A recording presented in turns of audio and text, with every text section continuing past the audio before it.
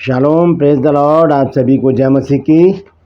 मैं परमेश्वर का धन्यवाद देता हूं आज की सुबह दिखाने के लिए। एक और नया दिन, एक नया सप्ताह परमेश्वर ने हम सबको दिया है। हम उसको कोटि कोटि धन्यवाद दें।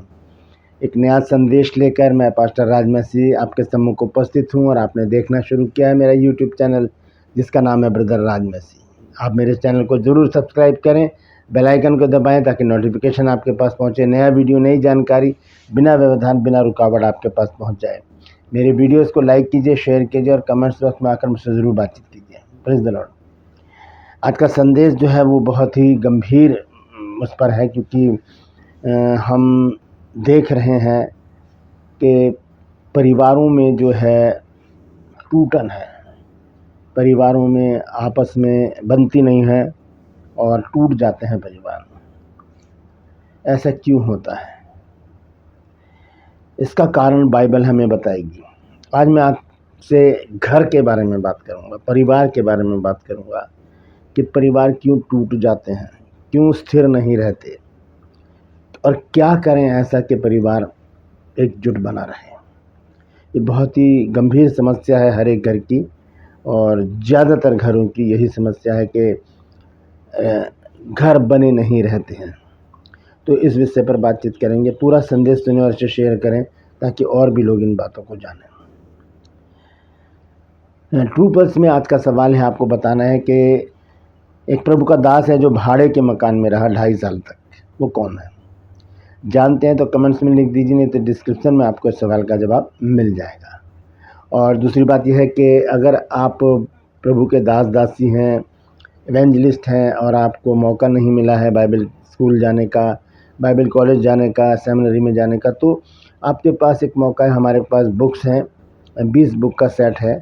अगर आप उन्हें मंगा कर अपनी नॉलेज बढ़ाना चाहते हैं तो इस नंबर पर मुझे व्हाट्सएप मैसेज कीजिए और लिखिए कि मुझे आपकी पुस्तकें चाहिए। उसी समय आपको पूरी जानकारी दी जाएगी। मामूली सी रकम देकर आप इन पुस्तकों को मंगा सकते हैं। Praise the Lord. आइए प्रार्थना करते हैं, उसके बाद आज के वचन में चलेंगे। प्रभु जी, मैं धन्यवाद देता हूँ आज की सुबह दिखाने के लिए और विनती करता हूँ प्रभु जी, आज के वचन को भी शेयर करने में मेरी मदद सहायता कर। मेरे होठों को, मेरे दिल दिमाग को छूकर ब्लेस कर। मेरी आत्मा, मेरा शरीर तेरे ही कब्जे में रहे, ताकि बोलने वाला मनुष्य नहीं मिलकर तेरा आत्मा हो। जो भी गूढ़ भेद की बातें आज के वचन में छिपी हैं प्रभु, वो हम पे प्रकट करना, ताकि हम उन बातों को जानें और उन्हीं के अनुसार अपने जीवन को व्यतीत करें। जितने भी लोग इस वचन को देख रहे, सुन रहे हैं, उन सब पर मैं तेरी आशीष बोलता हूँ। हर एक को आशीषित कर, हर एक की रोग, बीमारी, चिंता, परेशानी को अपने सामर्थ्य नाम के द्वारा दूर कर दे। यीशु नासरी के नाम से मांगते हैं, आमीन। Praise the Lord. तो आइए आज के संदेश को शुरू करेंगे। नीति वचन 24 अध्याय और उसके 3 पद का रहस्य आज हम जानेंगे। लिखा है, घर बुद्धि से बनता है और समझ के द्वारा स्थिर होता है। क्या बात लिखी है यहाँ पर सुलेमान ने? इसका मतलब क्या है? घर बुद्धि से कैसे बनता है और समझ के द्वारा कैसे स्थिर होता है? तो 4 बातों को ध्यान से सुनिएगा। ये परिवार को एकजुट करने में बहुत मदद करेंगी, कारगर सिद्ध होंगी, और आप देखेंगे अगर ऐसा करेंगे तो आपका परिवार भी खुशहाल हो जाएगा। तो सबसे पहली बात है कि घर की नींव परमेश्वर की बुद्धि से हो। घर की नींव परमेश्वर की बुद्धि से। अगर बुद्धि का जिक्र हो रहा है तो यहाँ पर परमेश्वर की बुद्धि का जिक्र हो रहा है, मनुष्य की नहीं। परमेश्वर की बुद्धि जिस घर में नहीं है वो घर कभी मजबूत नहीं रहेगा, वो टूट जाएगा। जहाँ प्रभु का भय और वचन होता है वहीं शांति और आशीष रहती है। जहाँ परमेश्वर का भय और परमेश्वर का वचन होता है वहाँ पर शांति और आशीष पनपती हैं, बढ़ती हैं, रुक नहीं जाती, ख़त्म नहीं हो जाती, वो और बढ़ती हैं, बढ़ती हैं, बढ़ती जाती हैं। जब तक परमेश्वर की बुद्धि, परमेश्वर का भय हमारे घर में नहीं होगा, घर में शांति या आशीषें नहीं होंगी, वो घर टूट जाएंगे। और एक चीज़ और है, भजन संहिता जब 127 अध्याय हम पढ़ते हैं और उसका पहला पद, तो देखिए यहाँ पर क्या लिखा है। लिखा है, यदि घर को यहोवा ना बनाए तो उसके बनाने वालों का परिश्रम व्यर्थ होगा। यदि नगर की रखवाली यहोवा ना करें तो रखवाले का जागना व्यर्थ ही होगा। घर को यहोवा ना बनाए। यहाँ पर घर की बात हो रही है, ना कि मकान की। घर मतलब परिवार जिसमें लोग रहते हैं। तो पहली बात मैंने आपको बताई है कि घर जो है परमेश्वर की बुद्धि पर घर की जो नींव हो वो परमेश्वर की बुद्धि हो, तभी वहाँ पर शांति और आशीषें होंगी, तभी वहाँ पर खुशहाली होगी, तभी वहाँ पर आनंद होगा। दूसरी बात है, समझदारी घर को स्थिर करती है। मतलब समझदारी से घर स्थिर बना रहता है, वो ना गिरेगा, ना डगमगाएगा, ना टूटेगा, ना हिलेगा। परिवार में प्रेम, धैर्य और सही निर्णय घर को टूटने नहीं देते। 3 बातें हैं। पहली बात है प्रेम, ये तो बहुत बड़ी चीज़ है, क्योंकि जहाँ प्रेम होता है वहाँ पर टूटन होती ही नहीं है। धैर्य मतलब संयम, और तीसरी चीज़ है सही निर्णय। गलत निर्णय बहुत बार आपस में फूट डाल देते हैं, वो घर को टूटने नहीं देते। समझदार व्यक्ति विवाद को बढ़ाने के बजाय शांति स्थापित करता है। समझदार व्यक्ति जो होता है वो विवाद को, झगड़ों को बढ़ाने से के बजाय उन्हें शांत करने में ज़्यादा दिलचस्पी लेता है, ताकि घर में शांति बनी रहे और घर एकजुट बना रहे। हम जब देखते हैं कुलुस्सियों 3 अध्याय और उसका 13 और 14 पद, तो देखिए वहाँ पर क्या लिखा है। लिखा है, और यदि किसी को किसी पर दोष देने का कोई कारण हो तो एक दूसरे की सह लो और एक दूसरे के अपराध क्षमा करो, जैसे प्रभु ने तुम्हारे अपराध क्षमा किए वैसे ही तुम भी करो।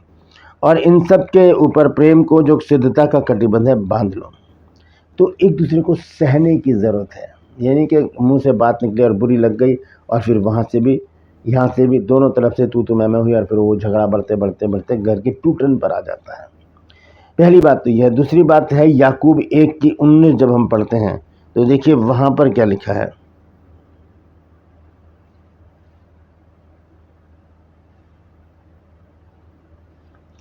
यह लिखा, हे मेरे प्रिय भाइयों, यह बात तुम जानते हो इसलिए कि हरेक मनुष्य सुनने में तत्पर और बोलने में धीरा और क्रोध में धीमा हो, क्योंकि क्रोध जो है वो बुराइयों की जड़ है। क्रोध जो है वो झगड़े की जड़ है। क्रोध से ही झगड़े होते हैं और उससे बड़े बड़े अपराध होने शुरू हो जाते हैं। मर्डर तक क्रोध में किए जाते हैं। तो ये दोनों बातें आपको मैंने बताई हैं। कुलुस्सियों में बताया कि कुलुस्सियों में बताया है कि हम सहें एक दूसरे की, और यहाँ पर लिखा कि हम गुस्सा ना करें, पी जाए गुस्से को। घर को बनाना है तो क्रोध को पीना पड़ेगा।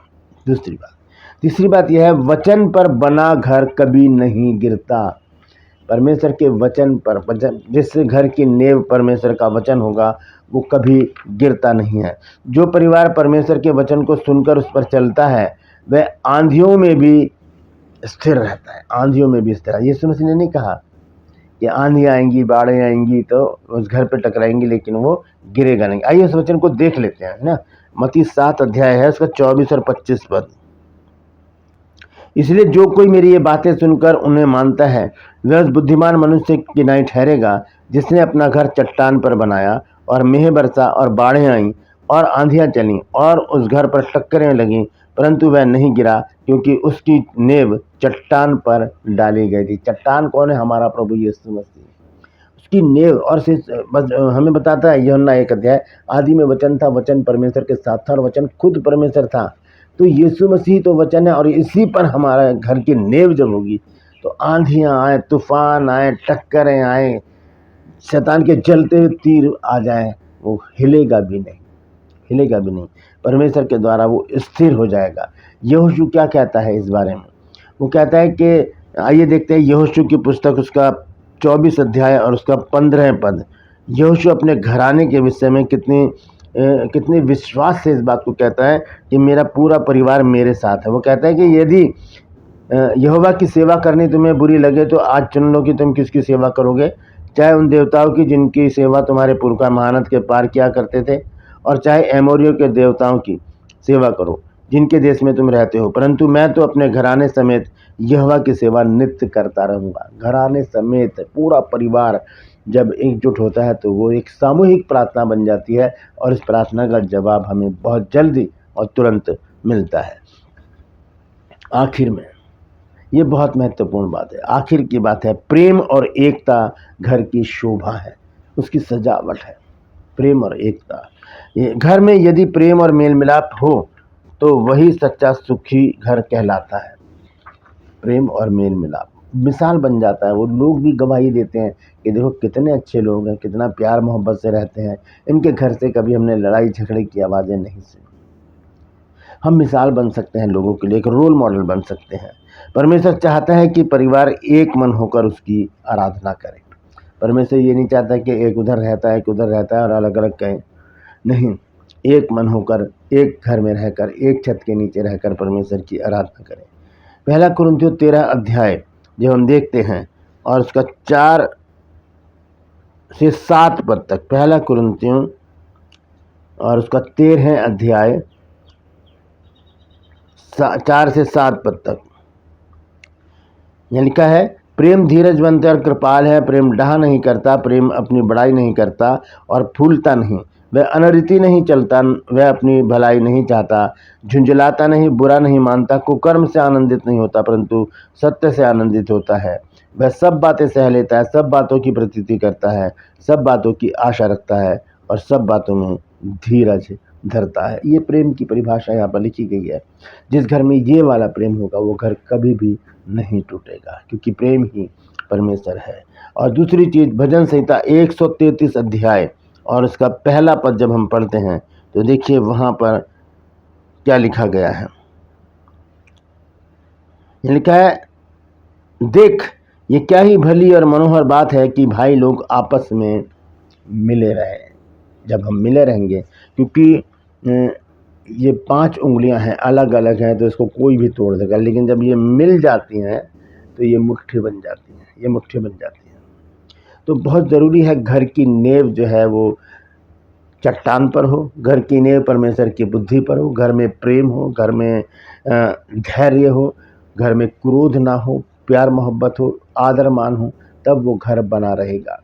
नीति वचन 24 अध्याय के 3 पद का जो संदेश है वो यही है कि घर बुद्धि से बनता है और समझ के द्वारा स्थिर रहता है। तो यही रहस्य है इस वचन का।